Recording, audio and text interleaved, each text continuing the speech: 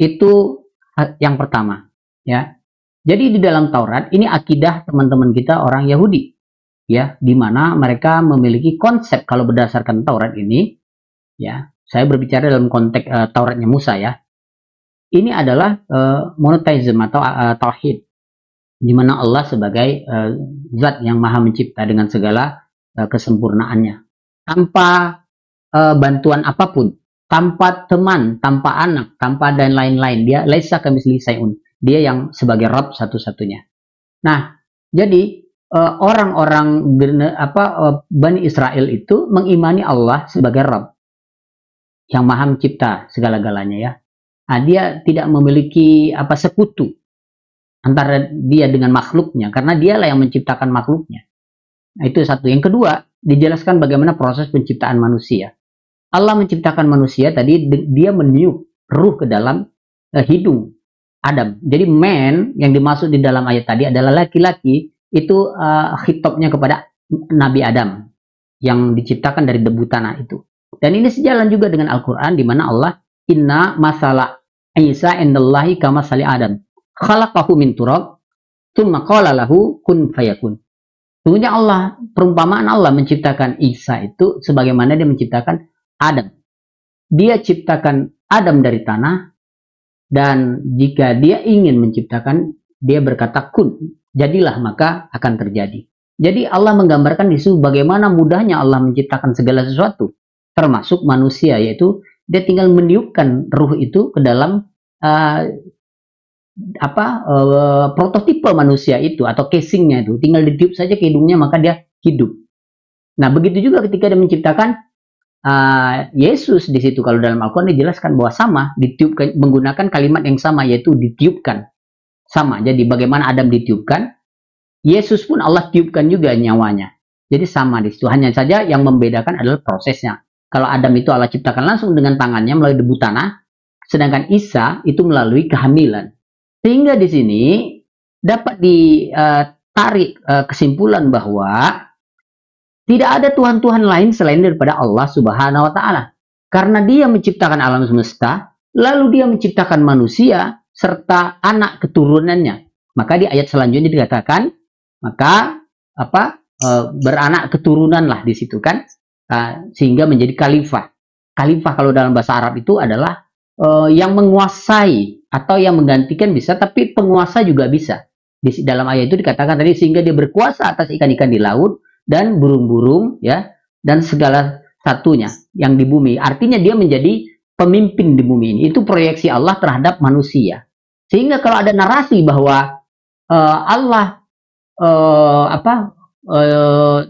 ya selanjutnya kan itu kejadian bagaimana nanti kan Adam itu khilaf, kemudian dia juga diturunkan ke bumi, ya.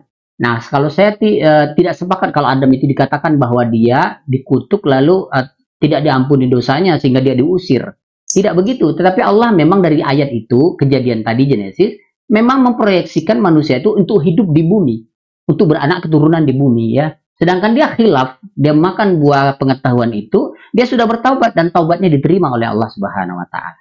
Nah, ini komparasi ya, perbedaan dengan teman-teman dari Kristen yang mengatakan bahwa Adam tidak diampuni sehingga dia diusir dari surga dengan narasi-narasi yang seperti itu. Tetapi dalam Al-Quran, Allah bersihkan nama Adam itu di mana dia khilaf dan dia bertaubat, taubatnya diterima, dan kemudian memang dia diperuntukkan untuk ditinggal atau dijadikan khalifah di muka bumi ini. Nah, ini mungkin ini dulu dari saya biar nggak kepanjangan. Jadi kesimpulan yang pertama, Allah sebagai Rabbul Izzati, Rabbul Alamin, penguasa, pencipta alam semesta, dan terus memberikan kehidupan. Yang kemudian tidak ada sekutu di antara dia dengan makhluk-makhluknya, di mana dia menciptakan alam semesta ini dia sendiri saja, ya. Tidak ada bersamanya itu katakanlah jelmaan-jelmaan yang lain, ya. Tetapi dialah satu-satunya pencipta. Dan kemudian penciptaan manusia, lalu bagaimana manusia diciptakan, diproyeksikan untuk menjadi pemimpin di kehidupan di dunia ini. Nah, mungkin itu dulu dari saya, silakan ditambahkan. Insyaallah, tabarakallah. Baik. Ustaz, ya kan? kita bagi Pretty Boy dulu untuk dia pun boleh, dia ada narasi untuk menjelaskan tentang penciptaan. Boleh bagi Pretty Boy sekejap? Boleh, silakan. Bang Preti, silakan dibuka. Silakan, Bang. Ya, Silakan. boleh dengar tak? Boleh dengar clear tak? Boleh. Saya dengar, Bang. Okey. Saya ingin beri sikit pencerahan dan perbandingan mengenai bila topik asas yang diceritakan mengenai Allah ni sangat-sangat tertarik. Kerana bagi kami Allah ni dia tidak ada informasi untuk kita mengetahui sebab dia tidak ada berbentuk, dia tidak ada warna, dia tidak ada rupa. Cukup dengan kita mengingati dia dan melihat kepada penciptaan alam dan dari situ kita sudah boleh merasai kewujudan Allah Subhanahu Wa Taala. Jadi di sini saya ingin bertanya kepada Pak Pendeta ya, satu orang yang beragama Kristian di sini. Siapa itu? Pak Pendeta tu ke mana pergi di Pak Denny? Ada dia tu. Pak Denny. So saya boleh nyapa dulu. Saya boleh nyapa thank you ni agama apa? Beliau Kristen, Kak. Kami thank you Kristen beliau.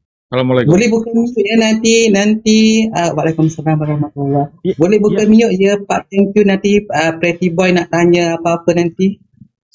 Sedang saya mau bertanya Bang, thank you. Tentang saya sedang mau bertanya mengenai perbezaan. Dia bagi saya sebenarnya tidak ada bezanya kan. Sebab kami seperti mana menyembah Allah Subhanahu Wa Taala, di mana dalam Al-Quran ada merakam Allah sendiri berfirman, dia memperkenalkan dirinya, akulah Allah, lalu sembahlah aku. Jadi kita tidak sangsi dengan itu, jadi kita menyembah Allah Taala. Dengan itu saya ingin menanya kepada Pak Denny, sebagaimana setahu saya, bila orang Kristian menjelaskan tentang Trinity, di dalam Trinity ada 3 personality yang mana dalam satu condition, iaitu Yesus, Bapa Tuhan dan juga Roh Kudus. Jadi lalu dia terkondisi dalam 3. Jadi bagaimana Pak Denny boleh menjelaskan jika kami mempunyai satu title daripada yang selalu kami gunakan, iaitu Allah Maha Besar, Allahu Akbar, yang biasa didengari Allahu Akbar, Allah Maha Besar. Jadi kami faham Allah Maha Besar. Di situ ada pengertian yang sangat kita memahaminya.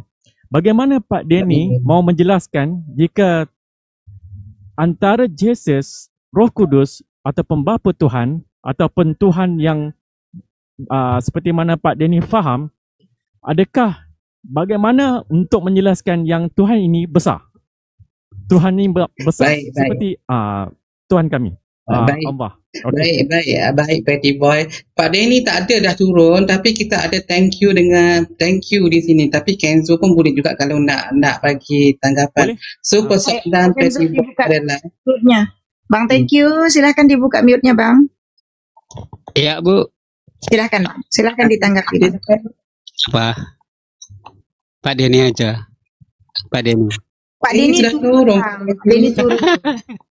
Bagus, aku mau menjelaskan. Aku mau simple aja. Okey, pertanyaan Pak Pretty Boy. Menjelaskan yang bagaimana ini saya. Bang Tristan. Okey, persoalan dia gini, kalau orang Islam tu dia menyembah Tuhan yang satu adalah Tuhan yang satu. Di Orthodox Kristian pula dia menyembah satu Tuhan kepada 3 esensi. So bagaimana perbezaan itu? Apakah perbezaan? Sebab orang Kristian dia tiga Tuhan, betul tak? Dalam satu hakikat, betul? Ya, kita Sekejap Pak. Maksud saya tema dia ini kita kejadian. Tema dia. Aku lari ke dogma imanan, mungkin beda lagi. Ini kita bicara teks ini, kejadian. 1 sampai berapa tadi? Nah itu fokusnya di situ. Nah, gimana host? Oke, Anda tanggapi. Bang Preti, kejap kita tadi kita our tema itu about Genesis. Tema kita tentang kitab Genesis. Jadi nanti tentang Trinity itu boleh kita selipkan, tapi boleh balik ke kejadian dulu tak? Ya, saya sebenarnya begini. Saya ingin penjelasan, bukan saya khusus kepada Trinity. Saya ingin penjelasan bagaimana mereka juga menganggap Tuhan mereka tu besar seperti mana kami menganggap Allah Maha Besar ikut kefahaman kami, dan bagaimana kefahaman mereka tentang Tuhan mereka tu besar. Okey. Besar dan juga macam mana? Ya, okey. Jadi buat macam tu lah. Okey. Jadi jangan spesifik tu dogma dulu. Nanti pening Pak Teng nak jawabnya nanti. Iya sih, kalau menurut saya ya Trinity, Tritunggal.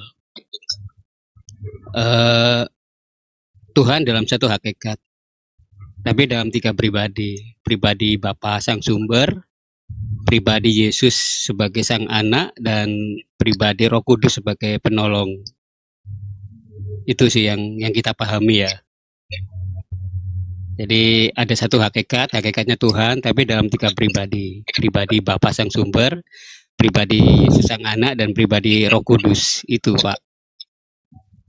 Dan kita menyatakan tiga-tiganya besar sih. Ketiga pribadi itu yang dalam satu hakikatnya Tuhan itu ya maha besar. Baik. Begitu Pak. Okey, baik. So ada tanggapan. Okey, itu saja Pak Thank you. Ya itu Bang Tukang Daging juga belum tuh, atau Bang Tristan juga menanggapi. Bang Tristan tolong Bang Tukang Daging silakan ditanggapi Bang. Silakan.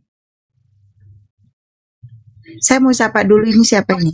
Bang Laksak, Bang Lahat 313. Selamat malam Bang.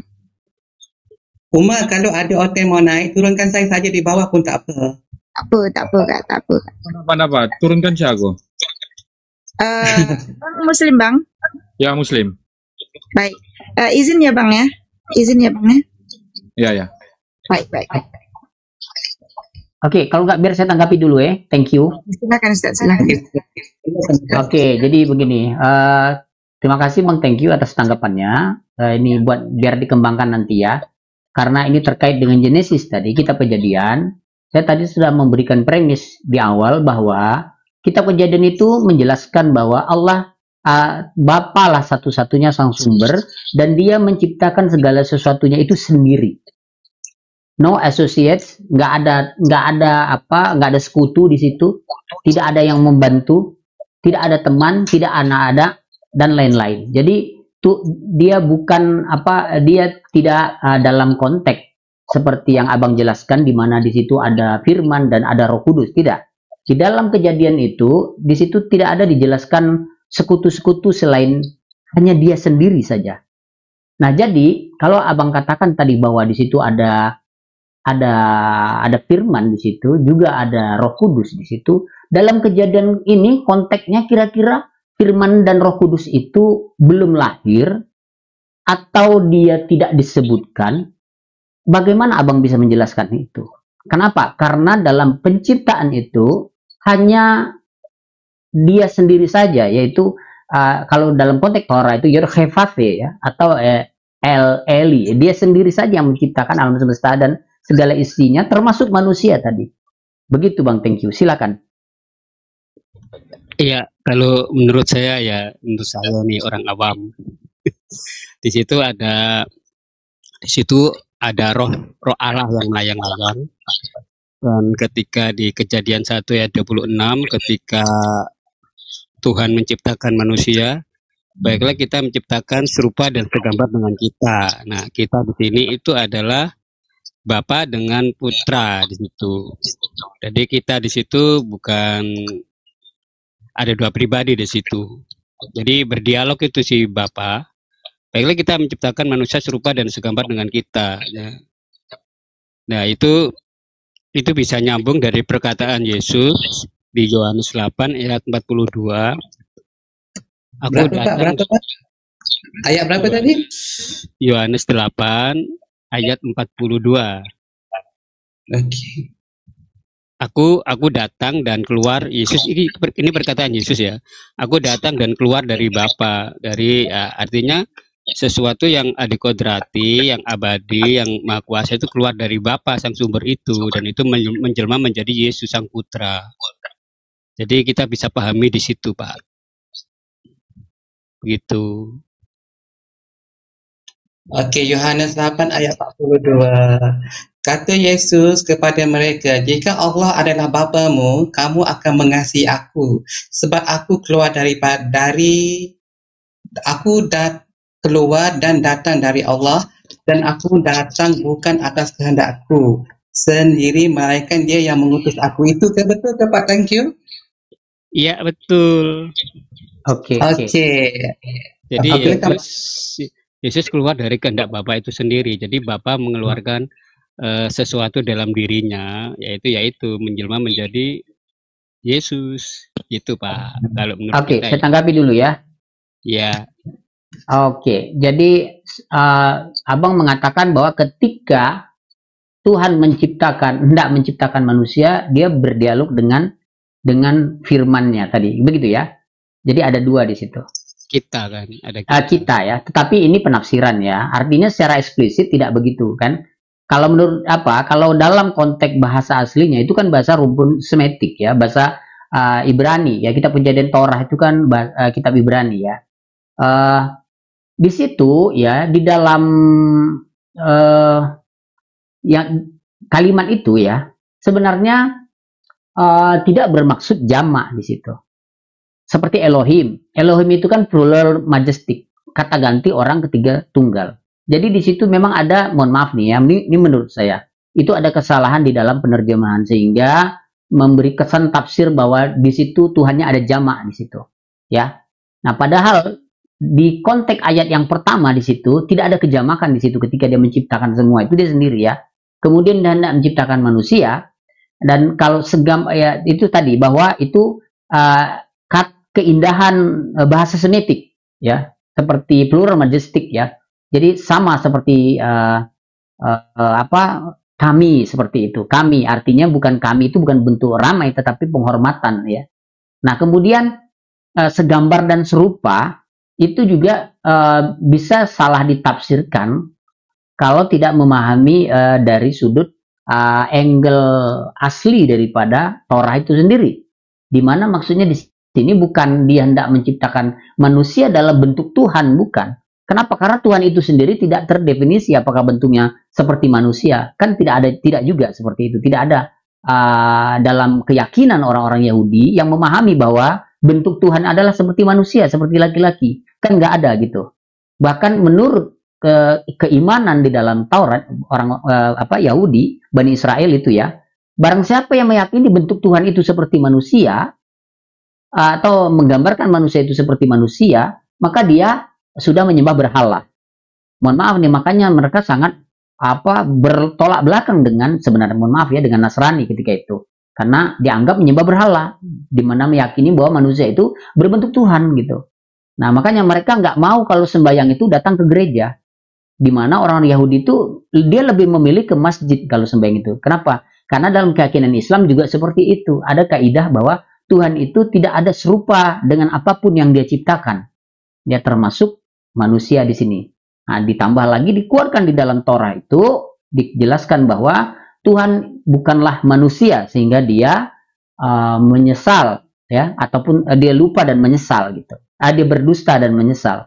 Nah, ini saya pernah mendengar nih dari Rabbi Yaakov kalau nggak salah, itu dia menafsirkan bahwa itu artinya barang siapa dari manusia yang mengaku sebagai Tuhan maka dia adalah pendusta.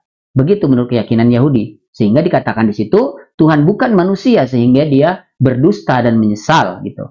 Nah, jadi kalau ada manusia yang mengaku sebagai Tuhan, maka dia adalah pendusta. Karena Tuhan bukan manusia. Nah, ini tanggapan dari saya mengenai tadi sudut pandang daripada Taurat itu sendiri dan komparasi dengan Islam di mana Tuhan juga laisa kamitslihi syai'un, tidak serupa dengan apapun yang Dia ciptakan begitu. Silakan teman-teman mau nambahin mungkin tukang daging atau Tristan silakan. Silakan siapa mau nambah tukang daging. Pretty boy mau tambah apa-apa? Pendek, ringkas dan padu. Kok Kenzo tuh kerja tuh kok. Ya, Rapilah kok. iya Jangan diam aja. betul. Jadi Allah itu bukan manusia, nggak ada yang salah dengan ayat itu, Bang Al. Kita juga tahu Allah itu bukan manusia. Tetapi bukannya Allah tidak bisa mau menjadi manusia. Ya, dia maha bisa kok. Dia mau datang sebagai manusia, apa yang susah buat dia? Iya kan? Nah, itu masalahnya. Masalahnya ada gak Allah yang jadi manusia? Nggak ada. Cuman di Kristen dong oten. Allahnya maha kuasa. Bisa apa aja. Tapi Allah emang bukan manusia. Kita tahu. Allah itu adalah roh. Cahaya terang yang tak terhampiri. Tetapi bukannya Allah tidak bisa menjadi manusia. Ini yang harus dipikirkan ya. Oh, seperti ini ya kan. Allah zaman dahulu juga, iya kan, dia bisa berteofani, menampakkan diri sama Musa sama Abraham, ya kan, sama Musa juga bahkan dia bisa kasih lihat punggungnya, bertatapan muka, ya kan. Ada tuh ayatnya tuh. Kristen tahu lah itu lah. Ya. Oke, baik Kenzo, nanti Ayatnya kok, jangan sendiri aja kok, keluarin kok, jangan itu aja. Assalamualaikum warahmatullahi Panjang. Kenzo nanti tambah aku aja Kenzo nanti lepas ni ya, biar saya dengan Pak Tengku dulu. Boleh? Saya nak Sama tanyakan, kayak tadi Bang Al juga, jika dia kan, kamu membuat mobil, Bang Al juga kan bilang Allah itu adakah bukan kamu manusia, itu ingin kan. menjelma sebagai mobil? Kamu ingin jadi mobil juga? Kamu akan menjelma dengan barang yang kamu cipta, begitu? Langsung diulti sama pelaut. Iya. Kalau Pasti kamu Di menjelma kitab. dengan Jadi barang yang gini, kamu cipta. Ini diskusi, bukan nak menghakimi orang. Tak bisa gitu. Diskusinya biarin Iya. Oke. aja. Santai aja Pak Pak. Pelaut, Ini kan Pak Pelaut santai aja, nanti saya akan berperang dengan Pak Kenzo nanti selepas kita selesai saya akan berperang dengan dia. Jadi di kitab kami kan Perang-perang boleh ada terserahnya. di Kalau boleh saya Filipi tambah. 2 ayat 5-6 di situ jelas. Yang dia datang dalam rupa manusia, Allah itu datang dalam rupa manusia, walaupun yang tidak menganggap kesetaraan dengan Allah itu, walaupun dia setara gitu, tapi dia tidak menganggap kesetaraan itu gitu loh. Dia mengambil rupa seorang manusia. Nah, ini di kitab kami jelas. Ya kan, Oke, baik. kalau dalam imannya Anda, kalau Allah Anda nggak bisa jadi manusia, nggak bisa bereksistensi, ya saya nggak masalah buat kami gitu loh. Tetapi Allah kami ini dia menjangkau kami untuk bisa memahami dia. Sebab kenapa?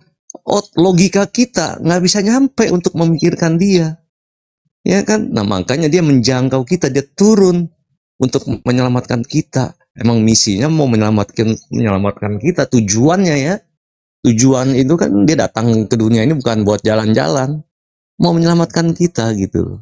Itu tujuan fundamentalnya. Ya kan, dia datang buat menjadi juru selamat bagi kami yang mau percaya. Nah, itu poinnya. Oke, baik Pak Kenzo. Kenzo nanti tunggu aku ya. Kita diskusi dua orang saja, dua arah. Boleh? Boleh Pak Kenzo ya? Tunggu ya. Oke, kita bagi peluang kepada Pak Thank You dulu untuk tanggapi. Pak Thank You satu-satunya oten di sini. Pak Thank You nanti Pak Thank You boleh follow saya balik tak? Apa yang harus saya tanggapi? Tidak ada. Nanti Pak Thank You nanti saya follow Pak Thank You. Pak Thank You follow saya balik boleh? Boleh. Sebab diskusi di room kami ni adalah santai, tak ada pergaduhan, tak ada menghujat, kita santai. Kalau itu imannya Pak Thank You, kita akan sangat hargai. Boleh? Boleh. Okey, so Pak Thank You ada apa-apa yang nak ditanggapi tentang Ba'a tadi? Abang cakap Jadi Pak Kenzo udah ngejelasin ya. Mungkin itu cukup kali ya. Okey, makanya Pak Thank You. Kalau Pak Thank You kata, maka Allah menciptakan manusia itu menurut gambarnya. Menurut gambar Allah diciptakannya dia lelaki dan perempuan. Diciptakannya mereka. Allah memberkati mereka. Allah lalu berfirman kepada mereka.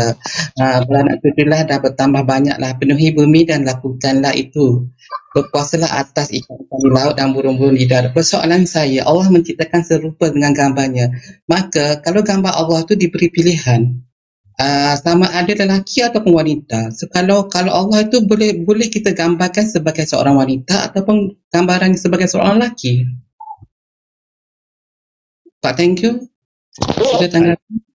Kalau menurut saya ya manusia itu nggak ada bedanya dengan makhluk yang lain gitu loh, dengan binatang kan ada gender laki-laki, ada gender wanita, ada Tapi di sini female mengatakan dan male gitu kan, ada gendernya di situ.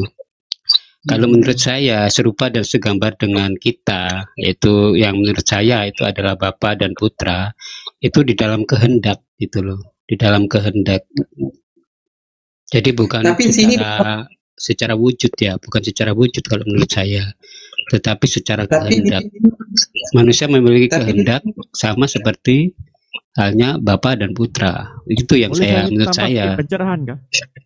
Maaf ya. Boleh saya tapi tambah sedikit pencerahan? perempuannya di mana, Pak? Okey, silakan silakan. Okey, bagi pendapat saya kan, sama ada saya minta maaf kalau saya salah. Jadi saya ingin memberi sedikit pencerahan tentang konsep Trinity seperti mana nak digambarkan rupa ke apa kan. Jadi kita ambil beginilah. Bagi saya, konsep Trinity ini dia menggambarkan tiga identiti di mana Bapa Tuhan, Roh Kudus dan Isa. Isa sendiri itu Jesus sendiri. Okey. Jadi kita ambil di sini sebenarnya kefahaman begini ya. Kalau kita mendengar selalu Bapa Tuhan ni selalu yang memberikan firman kepada Jesus kan? Kemudian Roh Kudus pula tugas yang menggerakkan Jesus yang dia ini mereka bergerak sekalian dalam tiga identiti dari satu badan, dari satu betul tak? Halo, dengar ya? Halo, boleh dengar? Pak Pretty Boy, kita Trinitas dengar Pretty Boy. Monitor. Untuk Trinitas kita tunggu dulu, kita bahas ke pasal kejadian dulu. Ya, Trinitas kalau kita nak bahas lepas ni nanti Pak. Ya, saya faham. Thank you, nanti pening kepala nak jawab yang mana satu. Saya faham. Boleh Pretty Boy ya? Kita bahas pasal kejadian dulu. Tadi dia mengatakan Allah menciptakan manusia segambarnya. Okey, saya faham. Sebab sekarang ni nak okey ya, Pretty Boy ya? Ya, saya sekarang ni nak menceritakan tentang penzahiran rupa paras. Kita bagi Pak thank you. Okey. Okey, silakan. Okey. Suaranya putus Pak Pretty Boy. Suaranya putus. Boleh dengar? Okey, saya tanya tadi Pak thank you. Dia menyatakan manusia mencipta menurut gambarnya. Di sini dia tulis lelaki dan wanita. So saya menanya Pak Pretty Boy, lelaki wanita. So Allah boleh digambarkan dengan seorang lelaki atau dengan seorang wanita gitu ke? Tidak boleh. Kerana saya sudah beritahu awal lah. Pak Pretty Boy, Pak thank you. Halo, dengar Dengar tak suara saya? Ya, dengar. Halo, dengar ya? Dengar. Okey, Pretty Boy suara jelas. Amy Farisha pun suara jelas. Silakan. Dengar ya, boleh dengar ya? Okey, dengar. Saya dengar. Okey. Jadi silakan. Saya sudah jelaskan tadi bermakna Allah sebenarnya tidak boleh digambarkan dengan apa-apa. Tapi tentang kefahaman yang di dalam ayat tadi menceritakan tentang gambaran Allah. Bagi saya itu tidak relevan pasal kita tidak boleh mengetahui sedikit pun tentang Allah. Kita cuma boleh tahu dengan kewujudan dia, dengan ciptaan-ciptaan yang dia cipta. Dari situ kita akan boleh melahirkan rasa kewujudan terhadap Allah Ta'ala. Jadi untuk gambaran-gambaran ini memang tidak boleh, dia akan menjadi syirik. Bagi saya kalau yang cerita pasal yang itu yang saya terpaksa pergi kepada Trinity tadi. Sebab saya faham untuk menceritakan itu. Itu betul. Itu betul Pak Pretty Boy, dalam Islam kita tak boleh menggambarkan Allah itu dalam kewujudan manusia. Sebab itu, ya saya ada hal sekejap dalam kewujudan manusia. Masalahnya kita nak tanya Pak thank you sendiri, sebab di dalam Bible-nya mengatakan maka Allah menciptakan manusia menurut gambarnya, iaitu lelaki dan wanita. Persoalan saya, Allah itu boleh digambarkan sebagai wanita ataupun lelaki. Kita mentafsirkan apa yang tertulis di dalam Bible. Di dalam Al-Quran sudah tentu tertulis bahawa Allah tidak dapat digambarkan. Ya. Betul tak Bang Al? So kita nak tanya Pak, thank you. So kita nak tanya kita sekarang. Halo. Ya betul Bang Al. Bagi kawan-kawan narasi dulu sebelum detail ke permasalahan. Kawan-kawan bagi narasi dulu yang belum, macam tukang daging, Tristan. Itu gambaran. Oke, Bang Tristan ada. Ya. Ada biar Abang Tristan ada apa-apa? biarlah cakap lah, tak apa-apa. Pak Tukang ada apa-apa nak disampaikan? Kerja Bang Tristan, kerja nanti kurangi gajinya. Cepatlah kerja Bang. Tukang daging itu kesian tuh. Aku di belakang Itu datang. kalau lagi dia selalu diam, nggak mau ngomong, selalu tidur di sini. Bang Tristan. Jatuh cinta sama Komal ini mungkin. Coba tukang daging dulu. Silakan, Ayo, Pak. Bang tukang daging silakan. Tanggapannya Bang. Nah. Ya. Jadi Yesus itu bisa jadi Tuhan kalau yang pertama nggak pakai akal sehat. Yang kedua, Yesus itu bisa jadi Tuhan kalau pakai dogma. Dan yang ketiga, Yesus itu bisa jadi Tuhan kalau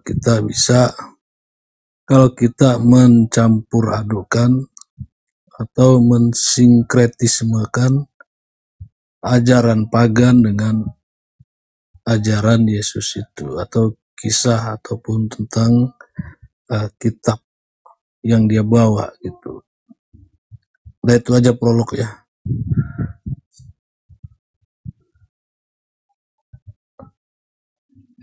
Baik, Ko Kenzo, Bang thank you, silahkan ditanggapi.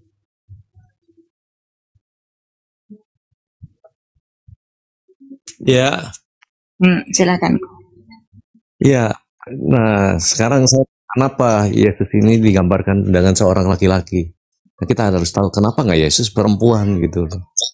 Itu gini, karena Yesus dia adalah Mesaya, dan dalam Mesaya itu dia mempunyai 3 gelar jabatan, yaitu Nabi, Imam, sama Raja. Nah, Imam sama Raja ini haruslah seorang laki-laki gitu. Jadilah di situ imam inilah yang harus dalam bentuk ini laki-laki yang terutama gitu loh.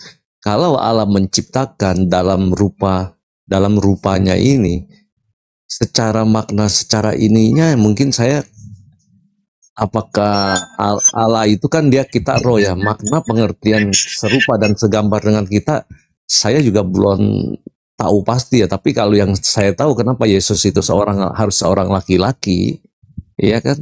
Nah, karena dia ini akan menjabat sebagai imam gitu. Imam ini harus laki-laki, tidak bisa seorang wanita. Makanya, tapi kalau yang dia serupa segambar ini mungkin saya kurang ya, mungkin kurang pengetahuannya. Mungkin nanti saya pengen tanya maksudnya yang lebih detailnya apa gitu. Tapi kalau Yesus sebagai laki-laki, saya tahu bahwa karena dia akan menjadi imam kita, imam besar agung, seorang nabi, seorang raja, itu haruslah seorang laki-laki. Seperti itu. Masalah kalau Allah tidak bisa menjadi serupa dengan manusia, ya itu masing-masing kita punya doktrin gitu ya kan, ya nggak apa-apa gitu loh. Tapi yang kita tahu Allah kita ini adalah roh gitu loh. Kalau bagi Muslim kan Allah itu adalah zat kan, ya kan. Bagaimana cara logika kita untuk memahami zat itu seperti apa gitu ya kan, tergantung saudara-saudara lah untuk mengetahui seperti apa sih zat kan.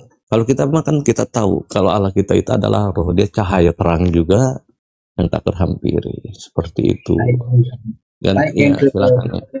Terima kasih Kenzo. Tapi memang kita ingin mencari tahu pasal Bible sajalah. Kalau Kenzo kata memang harus mempelajari lagi, bermakna maka ayat ini salah Kenzo. Maksudnya ayat ini salah lah, ataupun salah tulis ke bagaimana? Enggak salah, cuma kita yang kurang memahami aja. Oke, ya. Kurang. Jadi Kenzo kurang memahami lagi lah. Iya, baiklah kita menciptakan manusia ini dalam rupa gambar kita gitu loh. Nah, ini yang saya tuh yang belum. Umar bagi tepukan sikit pada Pak Kenzo, hari ini dia nyerah. Tapi kalau pertanyaannya kenapa Yesus harus laki-laki, kok kenapa Yesus gak cewek aja sih? Ya kan? Tapi saya suka pakai itu kalau Ya, kalau Yesus juga memanggil Allahnya itu dengan Bapa juga. Kalau Bapa itu kan maknanya identik, itu sekarang lebih gentleman. Saya suka sekarang lebih iya, gentleman, tak ada identik kepada dengan lagi. laki-laki ya. Kalau biasa Bapa kan ya. Ya kan, Artinya kalau Yesus lelaki manggil dan Allah itu perempuan Bapa kan. itu Cuman sudah ya kita nggak makhluk. bisa mengatakan itu laki atau seperti apa karena Allah yang kita tahu Allah itu roh gitu loh. Baik, baik. Gendernya Okey. So, Umar ada apa-apa atau Ustaz A nak sampaikan? Boleh, Okey, saya saya nak dengar tanggapi suara sikit. Pak. Nanti saya nak dengar suara Pak Thank you lepas ni Okey, Oke, silakan Pak A. oke, saya Karena tanggapi ya. Jadi enggak kembali suara ya. lagi sekejap ya. Kembali yang pertama ya, Yesus itu adalah seorang Yahudi yang mengamalkan kitab Taurat. Maka akidah dan cara konsep ketuhanan itu memang mengacu kepada pengajaran Nabi Musa. Ya, yang diamalkan di sini kita bisa melihat dalam tradisi orang-orang Yahudi. Dalam tradisi orang-orang Yahudi, mereka tidak mengenal ada 2-3 Tuhan. Bahkan menjadi hukum yang utama di dalam Ten Commandment, ya di dalam Taurat itu adalah Sema Israel, Elohim Adonai Elohim Ehad, yaitu konsep tauhid. Dan tidak boleh ada Tuhan yang lain selain Allah, selain tadi yang dikatakan Kenzo sang sumber itu. Tidak boleh ada Tuhan yang lain gitu. Jadi tidak benar kalau ditafsirkan bahwa itu Tuhan itu jamak ketika menciptakan tadi gitu. Dan di situ pun tidak disebut bahwa ada Yesus di situ, ada firman di situ, tidak juga, bukan. Jadi itu hanya penafsiran atau asumsi bahwa ketika itu Tuhan sedang berdialog gitu. Tuhan itu sedang memberikan penjelasan, ya. Dia bukan berdialog, ya. Makanya dia sendiri dalam menciptakan alam semesta tadi kan. Nah, itu Ten Commandment, hukum yang utama itu adalah menyembah satu-satunya Tuhan, yaitu tadi Bapa atau sumber atau Allah itu sendiri. Kemudian tidak boleh ada tuhan-tuhan yang lain. Nah, ini menunjukkan bahwa membantah bahwa asumsi logika kawan-kawan Kristen bahwa Allah itu jamak di situ. Itu satu. Yang kedua, mana ehad ya? Kata ahad itu bermakna tunggal, sehingga ya kata itu harus digunakan sesuai dengan definisinya. Kata satu, kata tunggal itu dibatasi dengan makna. Definisi itu artinya pembatasan makna. Dia dikatakan satu karena dia bukan dua dan bukan tiga. Kalau dia bisa dua, bisa tiga, dia tidak akan tidak akan dikatakan satu atau tunggal, tidak. Itu sangat berbeda gitu. Kata ahad itu bermakna satu, the one and only gitu. Itu dibatasi.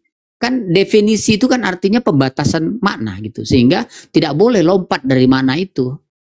Kata yang sudah memiliki makna tadi tidak boleh diperkosa sehingga menjadi makna-makna yang lain gitu. Nah, itu penyimpangan, inhiraf namanya, itu nggak boleh gitu. Jadi kembali kalau kita ingin melihat ini secara benar macam mana ayat Kejadian ini, yang pertama kita harus mengacu bagaimana pengajaran Musa tentang ayat ini sendiri. Ya, itu tadi saya jelaskan bahwa dalam konsep Taurat Tuhan itu Esa, tunggal. Dia menciptakan alam semesta ini, nggak ada teman, nggak ada pembantu, nggak ada sekutu, ya, nggak ada Tuhan lain selain Dia ketika itu. Tidak ada firman, tidak ada Roh Kudus dan sebagainya, tidak ada gitu. Nah, itu satu. Jadi harus kembali kepada pengajaran Taurat itu sendiri. Jadi tidak boleh kemudian kitab yang datang belakangan itu justru menafsirkan bagaimana konsep akidah yang sudah ribuan tahun diamalkan oleh penganut-penganut Taurat itu sendiri gitu. Nah, adapun tadi berkaitan dengan segambar serupa bentuk kita, saya katakan itu tadi harus melihat definisi sebagaimana bahasa aslinya, ya. Maksudnya segambar serupa ini misalnya nih ya, Tuhan itu maha melihat, manusia juga bisa melihat. Tuhan maha mendengar, manusia juga bisa mendengar, tapi kadarnya berbeda. Kalau Tuhan itu unlimited, tapi makhluk itu limited, itu perbedaannya. Ya, kalau manusia itu berwujud, Tuhan juga berwujud. Kalau manusia itu wujud karena diwujudkan oleh Tuhan. Sedangkan Tuhan berwujud, dia berwujud dengan maha wujud gitu. Tidak ada yang mewujudkan dia, tetapi dia ada yang mewujudkan seluruh alam semesta ini ada karena dia gitu.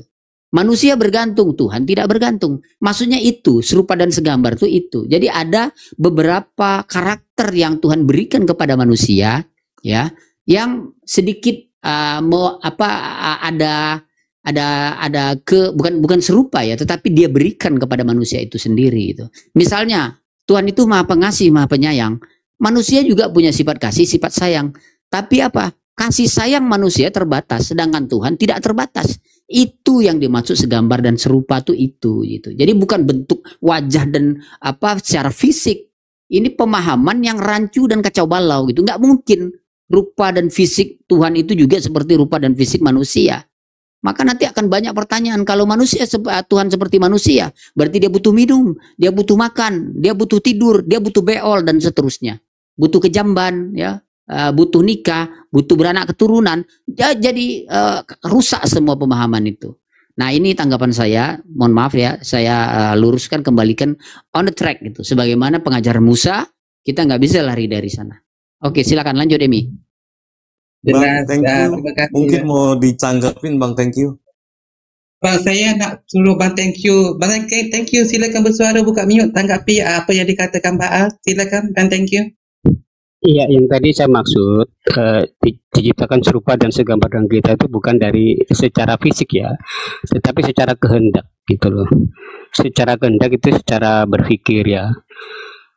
Ketika Tuhan bisa menciptakan penerang, yaitu bintang-bintang seperti langit, seperti matahari, bulan dan sebagainya, manusia juga bisa menciptakan penerang itu, mungkin dari api atau dengan teknologi yang modern ini bisa menciptakan lampu kan gitu. Itu salah satu contohnya ya. Mungkin di dalam kehendak di situ, dalam kreativitas. Cuma ada keterbatasan sih kalau Tuhan itu memang tak terbatas, tetapi kalau manusia itu terbatas karena manusia itu punya jasad, punya tubuh yang fana gitu kan. Sedangkan Tuhan itu adalah kekal kan di situ. Jadi ada batasan di situ ya. Jadi itu yang saya maksud. Jadi serupa dan segambar dengan kita, yaitu Bapa dan Putra itu di dalam kehendak, bukan secara fisik gitu loh. Nah kalau Putra yang pada hakikatnya adalah Roh itu menyatakan diri dalam wujud manusia, yaitu memang kehendak Tuhan itu sendiri. Kita nggak bisa larang, manusia siapa melarang Tuhan untuk menjadi sesuatu yang dikehendakinya. Kenapa Tuhan menjadi manusia? Karena yang diselamatkan adalah manusia. Karena Yesus sendiri berkata, di rumah Bapakku banyak tempat, di situ di mana aku berada, disitulah kamu berada, gitu kan. Jadi misi Yesus datang ke dunia ini untuk membawa manusia ke surga, ke tempat Bapa di surga, gitu loh. Jadi itulah yang kita pahami ya di dalam iman kita, dalam kekristenan kita. Jadi Yesus sendiri berkata, aku dan Bapa adalah satu. Jadi satu kesatuan yang tak terpisahkan, karena Yesus sendiri keluar dari Bapa itu sendiri, dari sang sumber. Jadi itu ya yang menurut saya ya. Ya lanjut. Saya tambahin sedikit Bang. Iya. Tahu Allah itu Esa, ya kan? Tidak bisa dibandingkan dengan countable 1, 2, 3. Nah tadi ada perkataan Tuhan.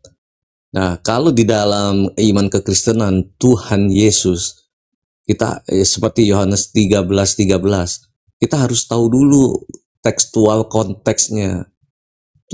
Ya benar katamu, aku guru, Tuhan dan Tuhan. Nah di sini kita harus mempelajari kata etimologinya. Tuhan dan Tuhan ini bermakna apa? Ya kan, kita tahu ya, poin kita satu ya, kita tidak menyembah 3 Allah. Kita menyembah Allah Abraham, Allah Ishak, Allah Yakub. Ya kan, yang kita tahu dari zaman-zaman dahulu juga para nabi juga sama gitu loh, ya kan. Gitu. Ya kan? Secara etimologi kata Tuhan dan Tuhan itu adalah gelar kepenguasaannya. Kan gitu. Bukan ada Tuhan Yesus Tuhan, maksudnya yang Bang Al pahami sebagai Tuhan ini sebagai dalam pengertian sesembahan. Ada Tuhan Yesus Tuhan sesembahan, terus ada Bapa, ada satu Tuhan, ada 2 Tuhan. Bukan, itu adalah gelar dia. Kalau Anda bertanya Yesus Allah Ya pasti kami jawab, iya, Yesus Allah. Kenapa bisa dibilang Yesus Allah? Karena dia adalah firman. Yohanes 1 di situ jelas, clear itu. Pada mulanya firman.